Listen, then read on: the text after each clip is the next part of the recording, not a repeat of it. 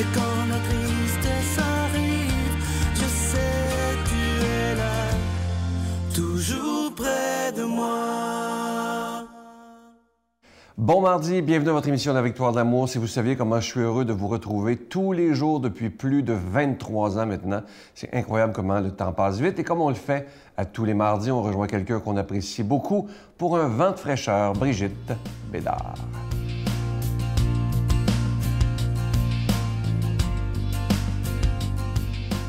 Bon matin tout le monde, j'espère que vous allez bien.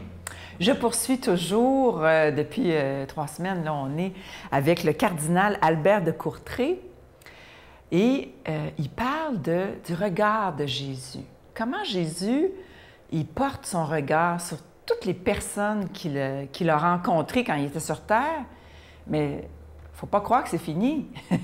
Jésus, il est vivant, il est toujours là, et comment il me regarde? Comment il me regarde, Jésus? Est-ce que vous vous posez la question des fois, ce matin, comment est-ce que je pense que le Seigneur me regarde? Il nous regarde avec des yeux remplis d'amour, mais comme tellement, là, tellement! Alors, voici un petit exemple du cardinal de Courtrai, qu'est-ce qu'il dit? Il dit, « Jésus n'a pas dit, « Celle-ci n'est qu'une adultère. » Puis il a tourné les talons, puis qui est parti. Ouf, moi, je la touche pas, c'est une impure. Non, non. Il dit, Jésus a dit, « Je ne te condamne pas. Va et ne pêche plus. » C'est ça qu'il a dit. On sait c'est quoi la scène. Ça, c'est dans Jean 8, 9, 10. Jean 8, verset 9, 10. Alors, je répète. Jésus n'a pas dit « Celle-ci n'est qu'une adultère ». Jésus dit « Je ne te condamne pas. Va et ne pêche plus. » Qu'est-ce qui serait arrivé si il avait dit « Ah non, je ne touche pas à elle, puis moi je m'en vais », bien, elle serait restée là, puis elle se serait faite lapider. C'est ça qui serait arrivé. Vraiment, le Seigneur lui a sauvé la vie. Mais il regarde Jésus. Bon, on ne sait pas qu'est-ce qui arrive avec cette femme-là. On s'imagine qu'elle a eu un avenir extraordinaire. Mais je pense que pour le Seigneur, c'est même pas important. Je pense que lui, il voit ça. Il ne voit que l'extraordinaire possible de cette femme-là qui est là. Puis, peut-être que nous, ça nous manque souvent, que quand on voit les gens arriver comme ça, on ne voit pas l'extraordinaire possible. Un autre extrait. Dans Luc 8, 43-48. Jésus n'a pas dit « Celle-là qui cherche à toucher mon manteau n'est qu'une hystérique. » Jésus l'écoute, lui parle et la guérit. Il va dire « Qui a touché mon manteau? »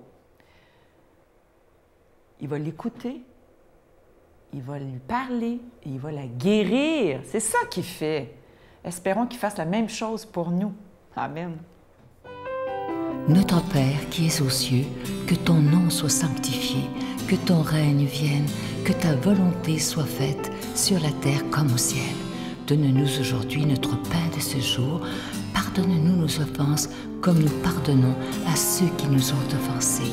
Ne nous laisse pas entrer en tentation, mais délivre-nous du mal, car c'est à toi qu'appartient le règne, la puissance et la gloire, pour les siècles des siècles.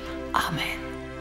La Victoire de l'amour vous invite à sa retraite spirituelle les 5, 6 et 7 octobre 2018 sous le thème « La vraie vie avec Jésus », en compagnie de l'abbé Donald Thompson, Brigitte Bédard, Miguel Padilla, Sylvain Charon et la chanteuse de renommée internationale Giorgia Fumenti qui offrira un spectacle.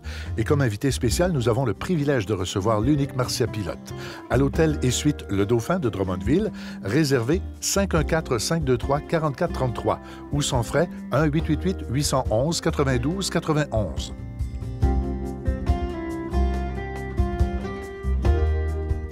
Je prends quelques instants pour solliciter votre aide pour le ministère de la Victoire de l'Amour. Comme vous le savez, nous devons payer pour être à la télévision, que ce soit pour la production, la diffusion. Et nous n'avons, des fois, des gens me demandent, est-ce que vous avez des subventions? On n'a aucune subvention. C'est vraiment les dons de chaque personne qui écoute qui permet à cette émission de durer depuis plus de 23 ans maintenant. Et on dit qu'on juge un arbre à ses fruits. Et je peux vous dire, et vous le savez, les fruits, ils sont nombreux. Pour le mois de juillet, comme les mois d'été sont toujours assez difficiles, même parfois très difficiles au niveau des dons, il n'y aura pas de cadeau du mois. Et moi, ce que je vous demande avec l'équipe, c'est est-ce que vous êtes prêts à donner simplement par amour pour le Seigneur? Alors, je vous donne l'adresse, la Victoire de l'Amour, casier postal 120, succursale Boucherville à Boucherville, le J4B 5E6, je vous la redonne, la Victoire de l'Amour, casier postal 120, succursale Boucherville à Boucherville, le J4B 5E6. Également par téléphone, par carte de crédit, du lundi au jeudi, de 8h à 17h, dans le 514-523-4433, 523-4433 ou sans frais, le 1-888-811-9291, 1-888-811-9291 et aussi sur notre site Internet, le www.lavictoiredelamour.org. Et aujourd'hui, j'aimerais m'adresser à ceux, et vous êtes des milliers de personnes qui écoutez et que vous dites souvent, bon, les autres vont donner, j'ai pas besoin. J'aimerais m'adresser à vous aujourd'hui en disant, pourquoi vous ne faites pas un don? Le montant, c'est pas important. L'important, c'est de dire, je vais faire ma petite part pour que la parole de Dieu soit annoncée. Et je vous rappelle évidemment que vous recevrez un reçu pour fin d'impôt. Merci de tout cœur de donner des mains à la Providence.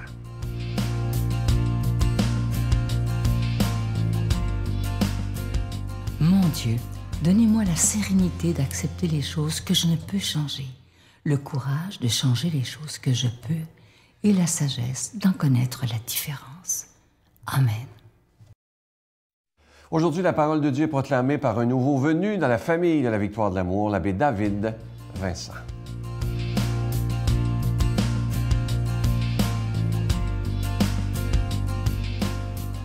Bien, un bon matin à chacune d'entre vous. Aujourd'hui, l'Évangile est tiré de Saint Matthieu. Alors Jésus se mit à faire des reproches aux villes où avaient lieu la plupart de ses miracles parce qu'elles ne s'étaient pas converties.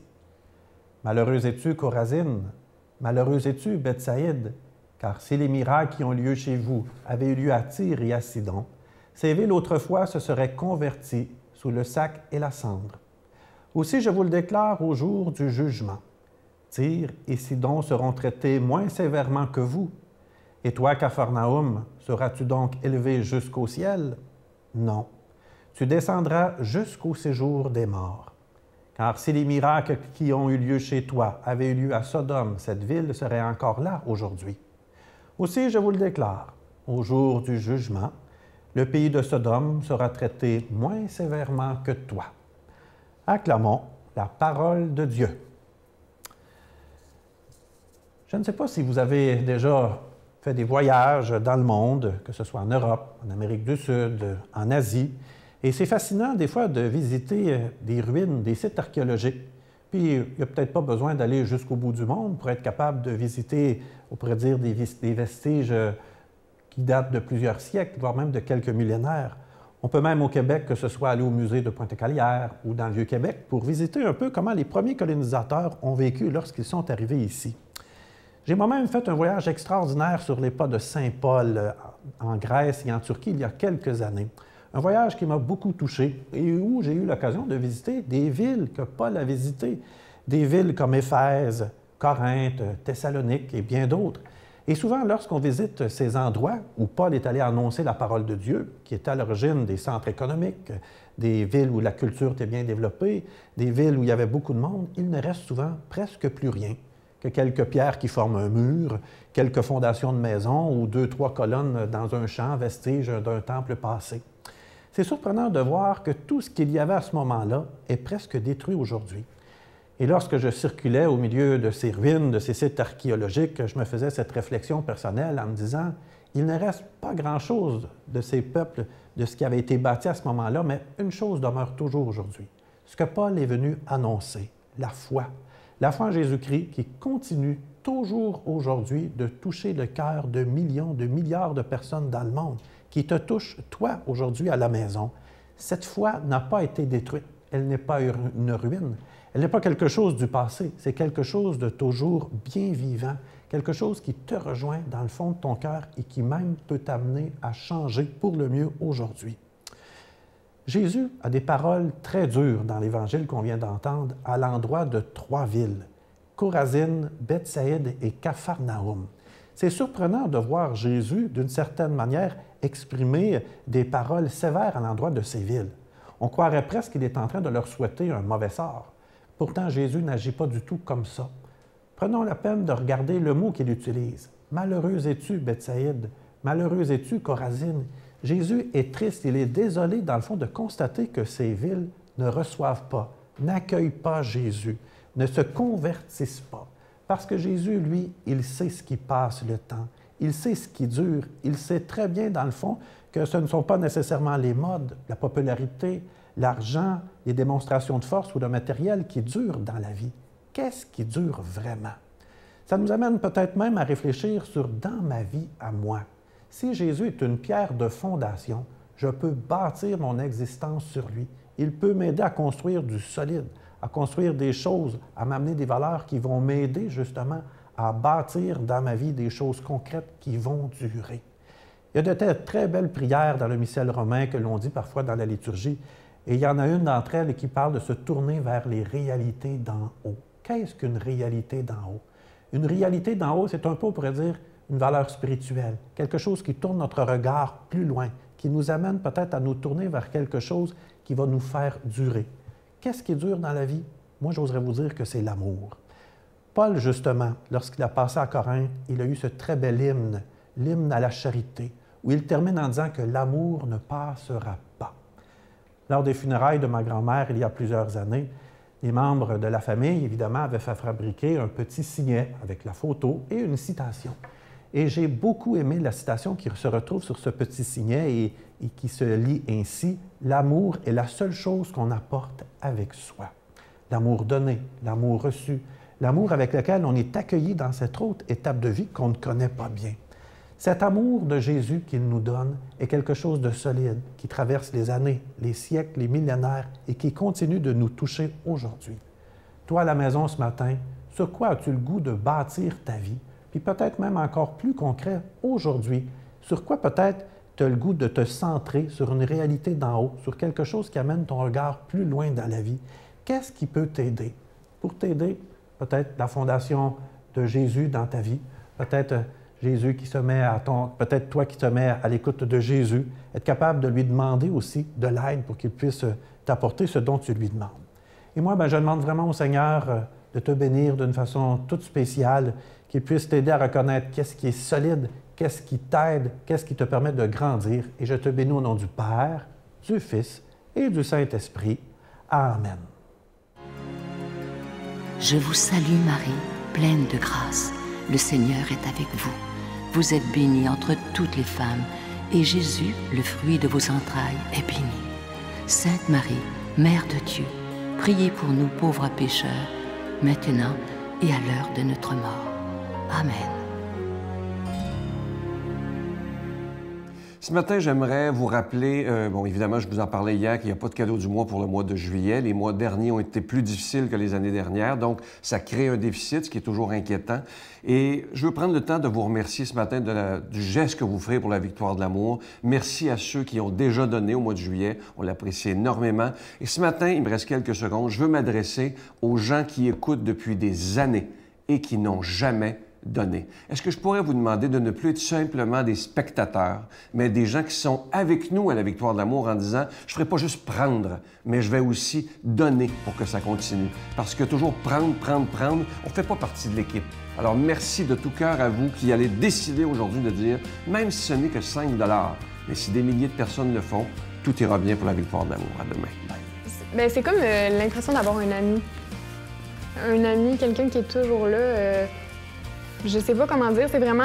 Je me sens habitée de quelque chose de plus grand que moi, mais de vrai, de profond, c'est pas quelque chose de grandiose ou de... j'entends pas une voix, rien. C'est vraiment juste une profonde certitude que je suis aimée.